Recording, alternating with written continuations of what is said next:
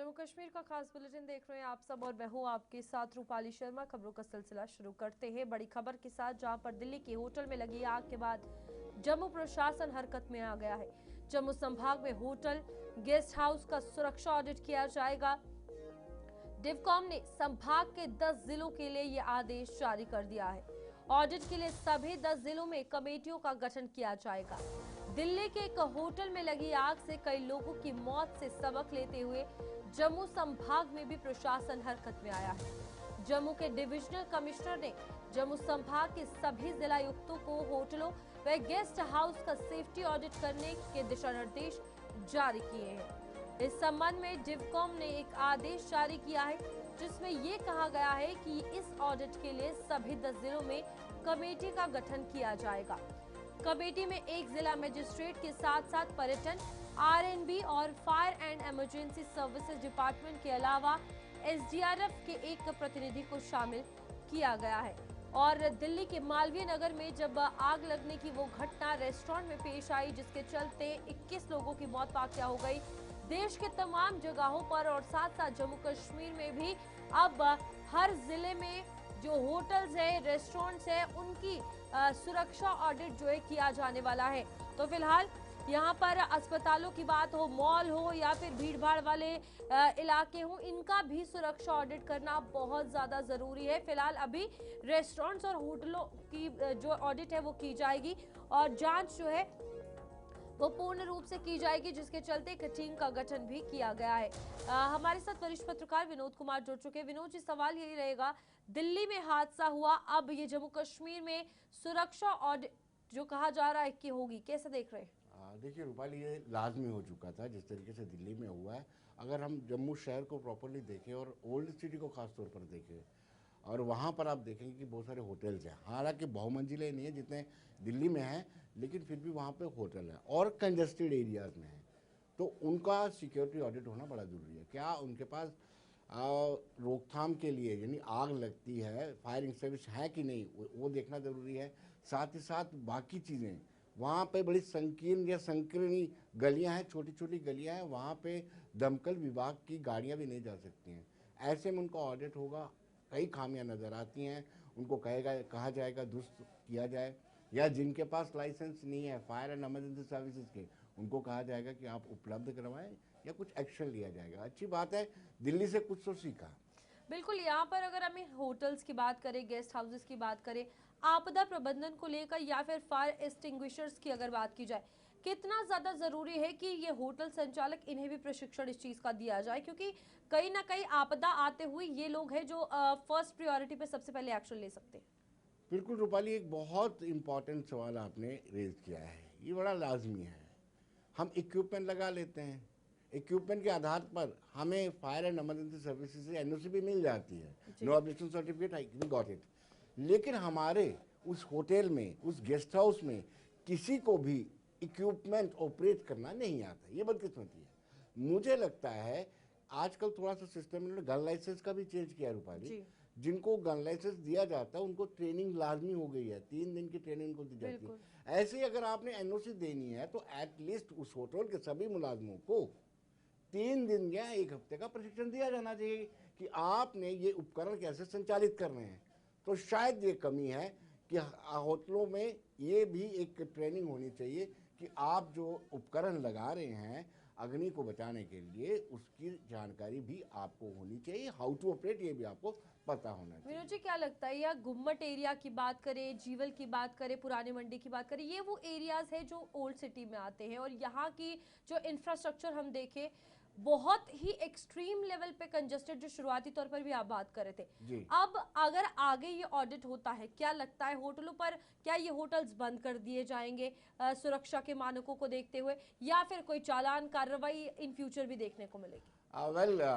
Hotel बंद करना मुझे नहीं लगता है कि कोई विवेकपूर्ण बात है। लेकिन ये है कि जैसे आपने ठीक कहा कि कुछ ऐसी पेनल्टीज डाली जाए उनको, और उनको सीरियसली, जैसे आपने रूपाली सवाल उठाया कि वो ट्रेंड होने चाहिए, उपकरण टांगे हुए। बहुत सारे स्कूलों में भी हमें देखते हैं, प्राइवेट स्कूलों, सरकारी स्कूलों, वो मैंडेटरी है, लेकिन वो चलाना भी आना चाहिए। हाँ, एक निर्देश दे करके और ईमानदाराना तरीके से सिक्योरिटी ऑडिट होना चाहिए। यहाँ खामियां नज़र आती हैं, सरकार उन खामियों को दूर करे। जो खामियां दूर नहीं करना चाहते होटल वाला, उनको पेनल्टी भी डालनी चाहिए।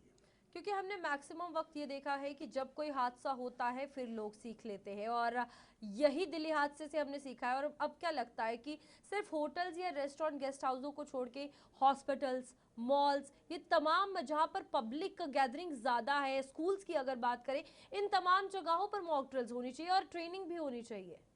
बिल्कुल रूपाली, आपने ठीक कहा। जहाँ कंजस्टेड एरियाज़ हैं, खासतौर पर यहाँ पे बैंक्वेट हॉल्स भी होते हैं, उनको भी सिक्योरिटी का अपग्रेडेशन होनी चाहिए। और साथ साथ जो स्कूल्स की बिल्डिंग्स हैं, हॉस्पिटल्स हैं या नर्सिंग होम्स हैं, वहाँ पर इक्विपमेंट तो लगे रहते हैं, लेकिन इक्विपमेंट के बिल्कुल। संचालन किसको करना है, कितना आता है, वो बड़ा लाजमी है। तो आपने ठीक कहा कि अब इस पर भी निगाह, सिर्फ होटल्स और गेस्ट हाउस को छोड़ करके बाकी बिल्डिंग्स भी जो हैं उन पर भी इसी तरह से सिक्योरिटी का ऑडिट होना चाहिए। ठीक है विनोद जी, बने रहिए हमारे साथ। एक और बड़ी खबर सामने आ रही है जहां पर पत्नीटॉप अब वैश्विक पर्यटन स्थल बनने जा रहा है। केंद्र की सूची में ये शामिल हो चुका है और 500 करोड़ से इसका कायाकल्प जो है वो किया जाएगा।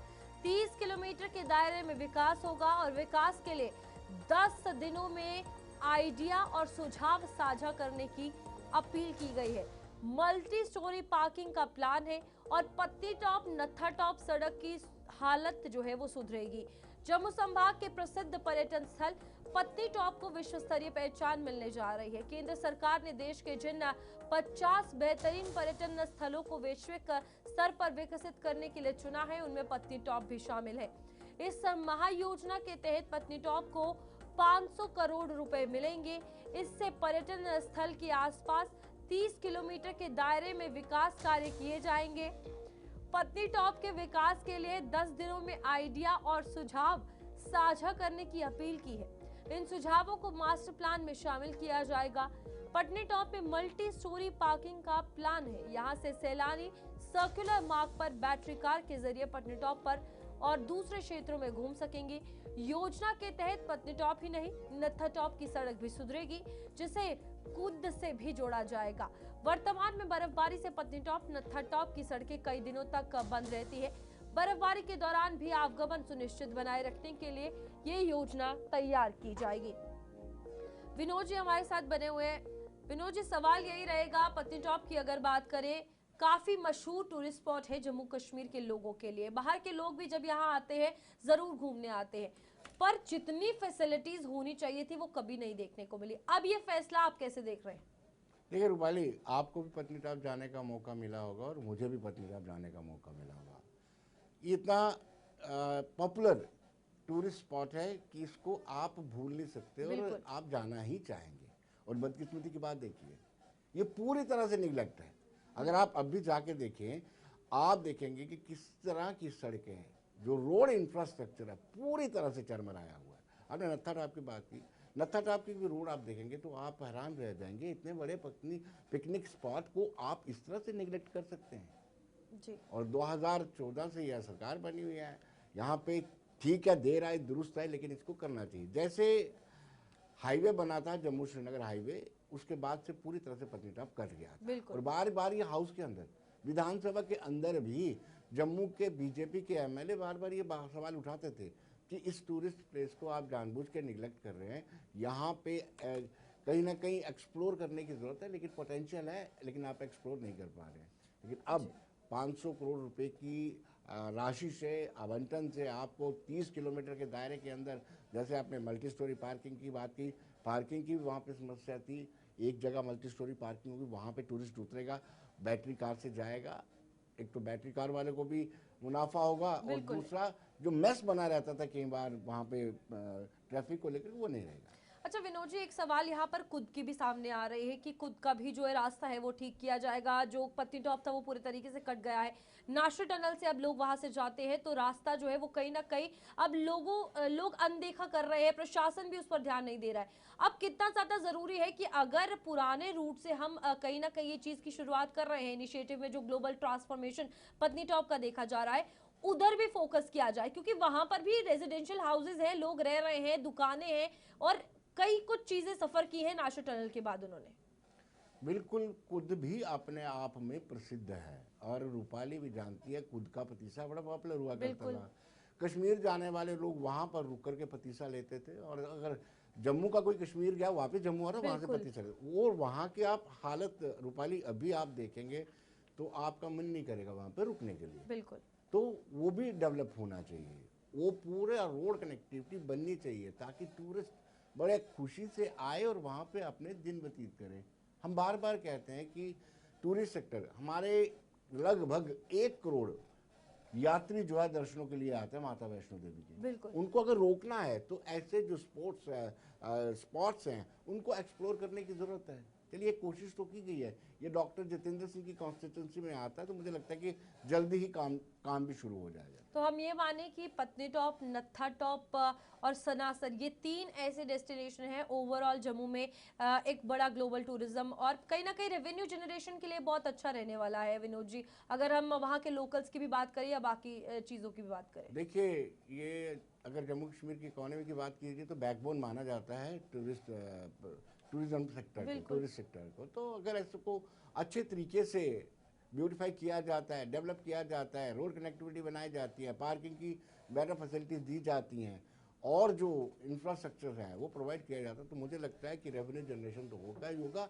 स्टेट जो यूटी बन चुका है उसकी इकोनॉमी भी बूस्ट होगी। विनोद जी, यहाँ पर एक सवाल और रहेगा। अगर हम जम्मू की बात करें, खास तौर पर पत्नी टॉप को हम डेवलप करने की बात कर रहे हैं, उसी से कुछ दूरी पीछे अगर बात करें, कुछ दिन पहले हम देख रहे थे कि एक इंफ्रास्ट्रक्चर है जो योगा के लिए बनाया गया था और काफी पैसा खर्च हुआ, 2023 में बन चुका था। क्या हम ये भी उम्मीद करें कि ये जो लॉन्ग टर्म पर्सपेक्टिव देख रहे हैं पत्नी टॉप का, ये भी सिर्फ बनकर रह जाएगा या सच में संचालित होगा? क्योंकि बहुत सी चीजें ऐसी हैं जो जम्मू कश्मीर में पर्यटन को, जम्मू को काफी मुनाफा दे सकती है, लेकिन वो अनदेखी फिर भी की जा रही है बनने के बावजूद भी। वेल, ये रेड टेपिज्म हमें कहीं ना कहीं नुकसान पहुंचाता है, मॉनिटरिंग ढंग से नहीं होती है। मुझे लगता है कि ये जो 500 करोड़ का प्रोजेक्ट है इसमें मॉनिटरिंग बड़ी इंपॉर्टेंट चीज़ है। वक्तन वक्तन इसकी मॉनिटरिंग होती रहनी चाहिए, कहाँ कब तक पहुँचा प्रोजेक्ट। तो कहीं ना कहीं मॉनिटरिंग जो पार्ट है वो बड़ा इंपॉर्टेंट है। ठीक है विनोद जी, बहुत बहुत शुक्रिया आपका ज्वाइन करने के लिए। और पत्नी टॉप अब एक ग्लोबल ट्रांसफॉर्मेशन कह सकते हैं कि वहाँ पर देखने को मिलेगी, जहाँ पर अब पर्यटन बढ़ेगा। पूरा 500 करोड़ की ये जो परियोजना लाई गई है, इसमें अब एक वैश्विक स्तर पर इस स्पॉट को प्रेजेंट किया जाएगा। आगे बढ़ेंगे, एक और बड़ी खबर जहाँ पर श्रद्धालु की आस्था के आड़े मौसम का बिगड़ता मिजाज आया है। किश्तवाड़ में मचेल माता, मिंदल माता यात्रा आज स्थगित रहेगी और किश्तवाड़ जिला प्रशासन ने सुरक्षा के मद्देनजर ये नोटिस जारी किया है। श्रद्धालुओं को अगली सूचना तक सुरक्षित जगहों पर रहने की अपील कर दी गई है। किश्तवाड़ जिले में मौसम के बिगड़े मिजाज के मद्देनजर मचेल माता और मिंदल माता की यात्रा जो आज के लिए स्थगित कर दिया गया है। किश्तवाड़ जिला प्रशासन ने इस संबंध में एक नोटिस जारी किया है जिसमें यह भी कहा गया है कि श्रद्धालुओं की सुरक्षा के मद्देनजर आज यानी शुक्रवार को मचेल और मिंदल माता की ओर से किसी भी श्रद्धालु को रवाना नहीं किया जाएगा। किश्तवाड़ जिला प्रशासन ने श्रद्धालुओं को सलाह दी है कि वे आज यात्रा ना करें और अगली सूचना जारी होने तक अपने घरों या अन्य सुरक्षित स्थानों पर ही रहें और सेफ्टी का ध्यान रखते हुए, क्योंकि लगातार मौसम का मिजाज बदल रहा है और तेज बारिश के चलते काफी ज्यादा नुकसान जो है वो देखने को मिल रहा है, क्योंकि एकदम से बारिश, आंधी जो है वो किसी मुसीबत को बुलावा ना दे, इसके चलते ये फैसला जो है वो लिया गया है। हमारे साथ हमारे संवाददाता अजय शान जुड़ चुके हैं।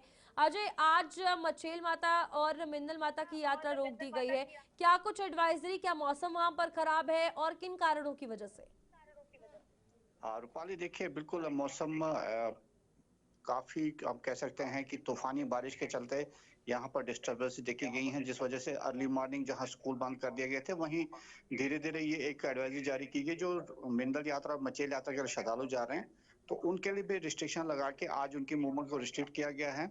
क्योंकि जैसे ही ये बारिश तूफानी बारिश हो रही है उस वजह से नाले का जो जल स्तर है वो बढ़ रहा है, शूटिंग स्टोन्स पहाड़ों से आ रहे हैं, जिस वजह से जानी नुकसान का खतरा पैदा हो सकता है। क्योंकि 2 दिन पहले हमने देखा था कि ठाठी से लेके धर्मशाला के बीच सत्थल हो, गान हो या दूसरे इलाके हो, वहां पर तूफानी बारिश के चलते काफी तबाही बची थी और जानी नुकसान भी हो सकता था, लेकिन दिन का समय था, लोग अलर्ट थे, तो इस तरह का कुछ नुकसान नहीं हुआ। लेकिन कहीं ना कहीं मूवमेंट जो थी रिस्ट्रिक्ट हो गई थी।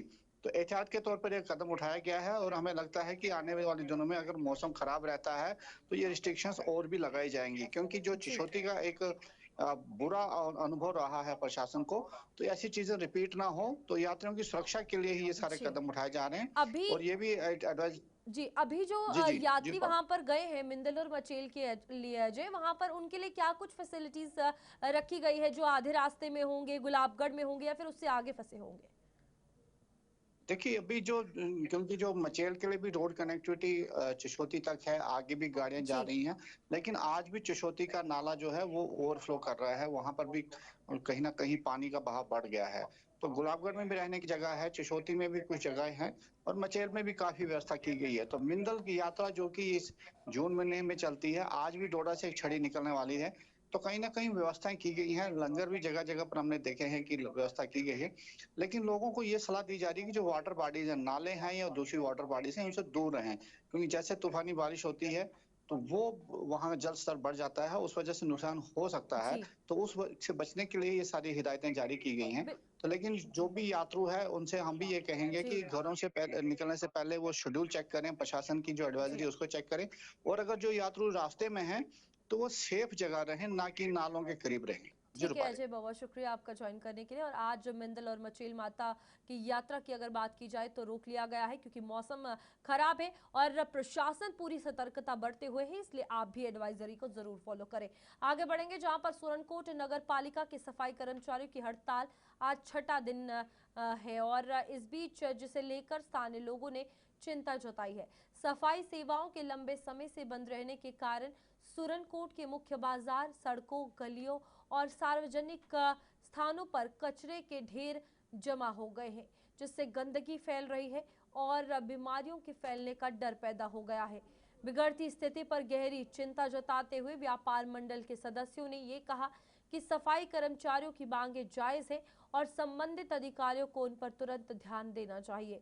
उन्होंने कहा कि हर कर्मचारी को अपनी जायज शिकायतों के समाधान की मांग करने का अधिकार है और प्रशासन को बिना किसी देरी के इस मुद्दे को हल करना चाहिए।